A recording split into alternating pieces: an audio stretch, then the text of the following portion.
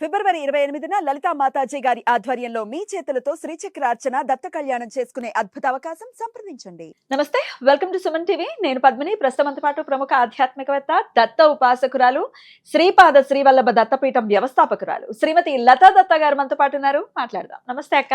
నమస్తే పద్మిని.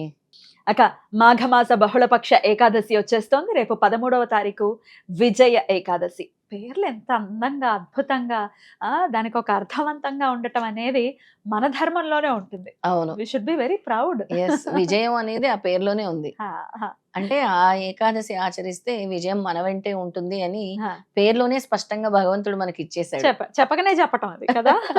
మరి శుక్రవారం ఏకాదశి వస్తోంది కాబట్టి అటు లక్ష్మీదేవికి అలాగే విష్ణుమూర్తికి కూడా ఎంతో ప్రియమైనటువంటి తిథి అని చెప్తుంటారు. ద్వాదశి లక్ష్మీదేవికి మరి ముఖ్యంగా చెప్తారు. ఈసారి రివర్స్ అవుతుంది. శుక్రవారం ఏమో ఏకాదశి, శనివారం ఏమో ద్వాదశి. అవును. సరే, ఈ విజయ ఏకాదశి సిగ్నిఫికెన్స్, అలాగే ఎలా వినియోగించుకోవాలి ఈ విజయ ఏకాదశిని, దత్తాత్రేయ స్వామి అనుగ్రహం కోసం ఏకాదశి తిథికి ఉన్నటువంటి, అంటే ఆయన అనుగ్రహం పొందటానికి ఏకాదశి తిథిని ప్రాముఖ్యంగా మనం వినియోగించుకోవచ్చా? ఇవన్నీ ఒక్కసారి మీ ద్వారా.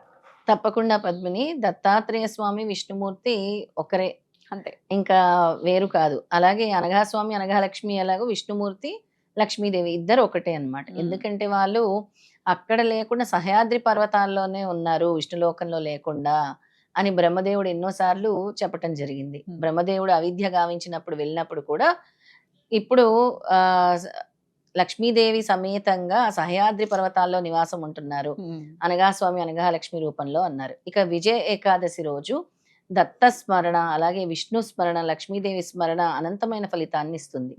ఆ రోజు ఈ పేరు ఎందుకు వచ్చింది విజయ ఏకాదశి అంటే, శ్రీరామచంద్రమూర్తి ఎప్పుడైతే రావణాసుడిని సంహరిద్దాం అనుకుంటారో ఆయన సముద్రదేవుడిని ప్రార్థిస్తూ ఉంటారు. అప్పుడు సముద్రదేవుడు అనుకూలంగా రెస్పాండ్ అవ్వరు అనమాట. అంటే దారినివ్వడు. సముద్రుడు కరుణిస్తేనే కదా దారి వచ్చేది. సముద్రుడు ఎలా ఉంటాడు, ఎప్పుడు ఆ సునామీలు తలుచుకుంటే మనకి ఎలా ఉంటుందో ఆ అలల తాకిడి ఎవరిని ఆపలేదు అనమాట. అప్పుడు సముద్రదేవుడిని ప్రార్థించడం కోసం చేసిన వ్రతం ఈ విజయ ఏకాదశి వ్రతము. ఈ విజయ ఏకాదశి వ్రతం ఆచరించడం వల్ల సముద్రుడు చాలా కూడా సంతృష్టి చెంది రావణాసుడి దగ్గరికి వెళ్ళటానికి ఓ దారిని నిర్మించుకోవటానికి అవకాశాన్ని కల్పిస్తారు. అందుకే ఈ విధంగా విజయ ఏకాదశి ఆచరించడం వల్ల శ్రీరామచంద్రమూర్తి విజయాన్ని పొందారు, రావణాసుడిని సంహరించగలిగారు అని మనకి ధర్మంలో పద్మపురాణం ప్రకారం కూడా తెలియపరుస్తున్నారు అనమాట. ఇక పద్మపురాణం ప్రకారం ఎవరైతే ఈ ఏకాదశి వ్రతాన్ని ఆచరిస్తారో వాళ్ళకి విజయం చేకూరుతుంది, అన్నిట్లోని జయమే ఉంటుంది. దానికి శ్రీరామచంద్రమూర్తి నిదర్శనం, ఎవరో కాదు. ఆ రోజు విష్ణు సహస్రనామాలు పారాయణం చేసుకున్నా, అలాగే లక్ష్మీదేవి స్తోత్రాలు పఠించిన, దత్త స్తోత్రాలు నేను చెప్తాను, దత్త స్తోత్రం దాన్ని పఠించిన, అలాగే ఉపవాసం ఆచరించి ద్వాదశి రోజు పారణ సమయంలో ఉపవాసం చేసిన వాళ్ళకి అద్భుతమైన ఫలితం ఉంటుంది. నేను ఎప్పుడు చెప్తూ ఉంటాను, దానికి ప్రత్యక్ష సాక్షి నువ్వే అని చెప్తూ ఉంటాను, ఎవరో కాదు. ఎన్నోసార్లు ఎన్నో ఎపిసోడ్లో కూడా చెప్పాను. ఆ ఏకాదశి వ్రతం ఇప్పటికీ చేస్తున్నావు, ఇప్పటికీ ఆచరిస్తున్నావు, దాన్ని మాత్రం మానలేదు. జీవిత పర్యంతం అని అనుకున్నాను, స్వామి అనుగ్రహం.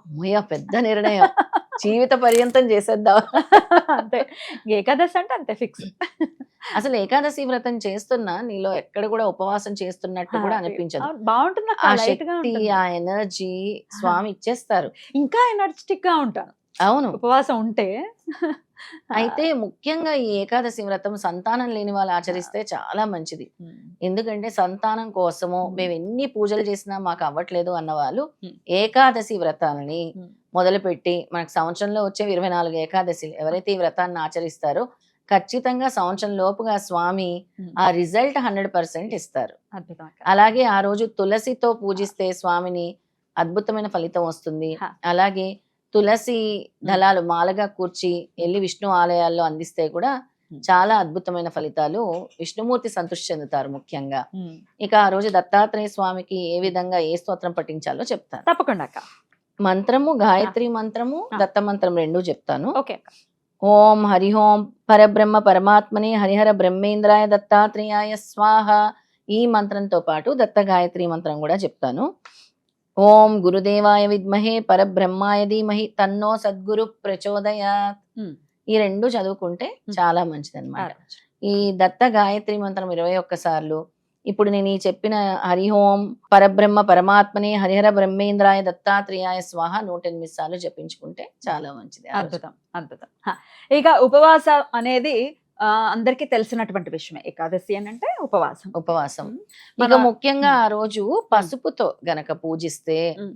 ఎందుకంటే గురువుకి ముఖ్యమైన రంగు ఏంటి అంటే పసుపు. అవును. అలాగే ఆ పసుపు కొమ్ములతో గాని పసుపుతో గాని దత్తాత్రేయ స్వామి అష్టోత్తరం చేసిన, విష్ణుమూర్తి అష్టోత్తరం చేసిన, లక్ష్మీదేవి అష్టోత్తరం చేసినా కూడా శుభ ఫలితాలు, జయం కలుగుతుంది.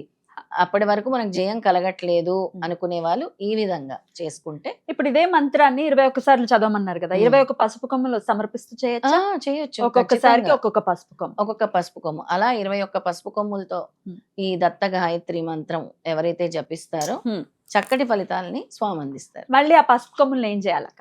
పసుపు కొమ్ముల్ని తర్వాత మీరు పసుపు గ్రైండ్ ఆడించుకున్నా? చేసేసుకొని ఆడించుకొని ఉమ్. మీరు ముఖానికి రాసుకోవచ్చు, వంటలో ఉపయోగించుకోవచ్చు. ఉమ్. మనము నైవేద్యం చేస్తూ ఉంటాం, పులిహోర లాంటి నైవేద్యాలు అందులో చేయొచ్చు. ఉమ్. పసుపు నీళ్ళల్లో కూడా మరి పులిహోర వేసుకొని తాగొచ్చు. నైవేద్యానికి పెడితే ఆల్రెడీ పూజించింది కదా, మరి ఆ పులిహోర మళ్ళీ నివేదన పెట్టచ్చు? పెట్టొచ్చు ఏం పెట్టొచ్చా? తప్పులేదు, ఉమ్. పెట్టొచ్చు. ఓకే. తర్వాత ఈ పసుపుని నీళ్ళల్లో వేసుకొని తాగటం వల్ల కూడా గురువు అనుగ్రహం లభిస్తుంది. ఓకే, అద్భుతం అక్క. ఏకాదశి తిథిని ప్రతి ఒక్కరూ కూడా చక్కగా వినియోగించుకుని స్వామి యొక్క కృపని, దత్తాత్రేయ స్వామి యొక్క కృపని గనక పొందటం మొదలు పెడితే ఆయన ఇచ్చేటటువంటి ఆ ఫలితం అమోఘం. అయితే చాలా మంది మన దగ్గర గురు పాదుకలు తీసుకున్నారు కదా పద్మిని. అవునక్క, బోల్డ్ గురు మంది. పాదుకలు తీసుకున్న వాళ్ళందరూ కూడా గురు పాదుకల్ని పూజిస్తే ఆ రోజా? ఏకాదశి రోజు ఉమ్. చాలా విశేషమైన ఫలితం. ఆ రోజు చక్కగా గురు పాదుకలకి పసుపు రాయండి, ఉమ్. లేదా గంధం రాయండి, ఉమ్. కుంకుమ బొట్టు పెట్టండి. ఉమ్. అష్టోత్తరం అనేది ఉమ్. గురు పాదుకలకి చేసుకోండి. ఉమ్. అలాగే పంచామృతాలతో 3 సార్లు పుష్పంతో చిలకరించండి. అంటే మొత్తము దాన్ని స్నానం తడిపేయమంటారు. చేయించేయొద్దు, ఆ. అలా జస్ట్ చిలకరించడం. చిలకరించి చేయండి. మరి పాదుకలు లేని వాళ్ళ పరిస్థితి ఏంటక్క? పాదుకలు లేని వాళ్ళు దత్తాత్రేయ స్వామి ఫోటో ఉంటుంది. ఉమ్. లేదు అది కూడా మా దగ్గర లేదు అని అంటే ఏదైనా వెండి నాణం లక్ష్మీదేవిది గాని ఉమ్. ఏది ఉన్నా కూడా ఉమ్. దత్త స్వరూపంగా భావించి ఇద్దరు ఒకటే, నేను ఆ లక్ష్మీదేవి ఒకటే అని స్వామి చెప్తారు కాబట్టి ఇద్దరిని స్మరించుకొని ఆ కాయిన్ కైనా పూజించవచ్చు. ఓకే, మరి మరుసటి రోజు పారణ అంటే భోజనం ఎప్పుడు చేయాలక్క?